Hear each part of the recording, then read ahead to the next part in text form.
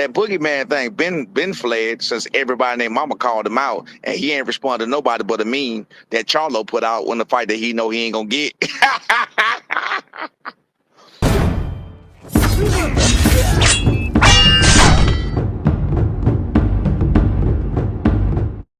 I got a fight with Jen Sasaki coming up. Everybody know about this. You come out and try to make me sign a contract before I even fight. Now we seen what happened with Caleb Plant when he was supposed to fight Charlo, and they made like a little pre-fight uh contract type thing. Caleb Plant lost. His eyes wasn't on the prize. He was focused on 3 steps down the line instead of what's in front of him. We seen what happened when Ryan Garcia and Devin Haney were supposed to have a rematch, and they signed a contract beforehand, and Ryan Garcia's eyes wasn't on the prize. So why would I go out here and make the same mistake? So I said, okay, cool. I do want to fight him. But can we talk about all of this literally after the fight? I fight June 19th. We don't even have to wait to June 20th. We can start talking literally after that final bell ring. But for some reason, twice on fight week, Eddie Hearn came out, and then the day before my fight, Boots come out saying they moving up in weight. I thought we were supposed to fight after this. So how am I over here ducking the fight and stuff? And he the one that moved up ever so quick. Why you had to do it on my fight week? You couldn't wait till the week after, a month after, anything. I don't know if y'all remember in that post conference of his last fight, he said how easy he made 147, how good he felt, and how this and how that. What happened? Y'all didn't tell Boots Ennis to beat up Brian Norman Jr. I couldn't find that nowhere. Nobody, I told everybody on your channel, I said, make sure y'all go over there, spam that man. This before he fought Stanionis. Do you not remember? Mm-hmm. I said, make sure y'all go over there, spam that man. Tell that man to beat Brian. I tell him to shut me up. Tell him to beat my son. I beg for the ass whooping. You wildin'. I can't beg, but look, I can't beg for an ass whooping. You feel what I'm saying? Yeah. I think at a certain point in life, when dealing with someone, and then they keep asking you for something, and they keep asking you for something, they keep edging it on, and I think at a certain point, you got to give them what they're looking for. Need y'all to get the likes up, man. Get the likes up. And in the case of Jaron Boots Ennis versus Brian Norman Jr., I think that Jaron Boots Ennis need to give the Normans what they are looking for. Brian Norman Sr. has been very vocal about his son squaring off against Jaron Boots Ennis. Now, this has been a thing. Ennis was at 47. For whatever reason, the fight didn't happen, right? We go fast forward past that part. We already talked about that. The fight didn't happen at 47. Jaron Boots Ennis is now a fighter at 154 pounds. Brian Norman Jr. is now a champion at 147 pounds. But the fight didn't happen. No unification fight. Brian Norman Sr., last time he got asked about Jaron Boots Ennis, well, he has some very, very derogatory things to say about him. That man see a meme, don't got his name nowhere in it. Oh, we can run that shit show. I'm so sick of him, bro. He's a bitch. Listen, publicly, he's a bitch. Somebody show him he a bitch. All right? You gonna reply to a meme when you got a whole country nigga down here that was in your weight class, at your shit, talking all the shit in the world, and your bitch ass come out and respond to a fucking meme. You are a bitch. He a bitch. Come on, bro. I'm sick of it. I said I wasn't gonna talk about it, but when I saw that, when I saw him respond to a fucking meme that ain't even got his name on it, you replied to a fucking meme of a boot, nigga. Bro, I called your name Jaron Boots Ennis, bitch. I called his whole name, bro. He was into the ditch. So people saying now, oh, he at 150. Yeah, because he got the fuck on. Brian Norman Jr. told you ran. He told you ran. And guess what you did? You kept fucking running. You gave Devin Haney an option. Hey, man, we can do it at 152. Did you say it about Brian Norman Jr.? Hell no, because you don't want that smoke. That's a fight that will actually happen. Charlo will not happen. He will not fight anybody that will actually fucking happen. He's a bitch, bro. I'm sick of that nigga. I'm so sick of that nigga. Straight up.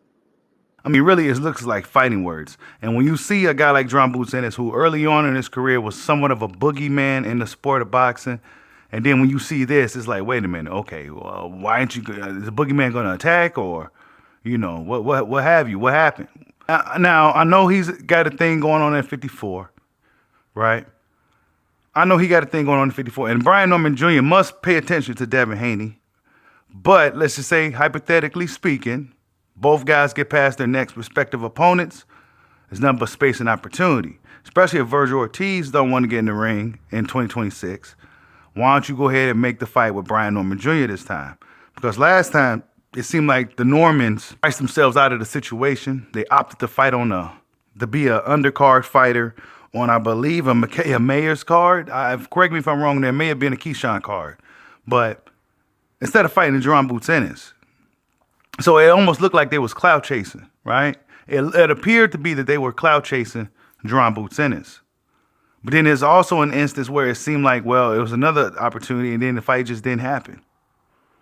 You know, Brian Norman apparently got worked over in sparring every time they sparred with each other, right? But I'm looking at what's going on with the fight. What's going on with the fight for the future? I mean, I'm looking at Jaron Ennis because he was the boogeyman. And I don't think he's big enough in the sport to ignore things like this, right? You need these grudge matches and stuff like this, right? This kind of does nothing but increases your profile and your resume. I don't think he needs to be. He's not big enough to ignore something like this. You understand what I'm saying? Like, if he was a fighter who was done this, done that, been doing this, been doing that, man, what? Oh, well, yeah, do something first, dog, right? But nah, you know what I'm saying? Brian Norman's a champion already, the youngest champion in boxing. Was the youngest champion in boxing. Now it's, who is it? Xander now, I believe, right? Come on. So, you know, Brian Norman Jr., he already got a belt at 23, 24 years old. He was young as hell when he got his first world title. He was the youngest champion in boxing not too long ago. So he got some type of accolade under his belt. He's one of the champions at 147 pounds, the division he was just in. I don't see why this fight can't be happening. Or at least talked about. You know, the Ennises went, I'm going to say this about the Ennis, and I'm neutral with the whole situation. I don't have no horses in the race of any of these guys, right? But what I noticed is that when the guys seem to kind of press Boots, show interest in fighting Boots, well, the energy is a little different. That's just what I noticed. It's just, the energy is just different. I'm not saying that's what it is. I'm just saying that's what it's looking like. Boots didn't want Timo.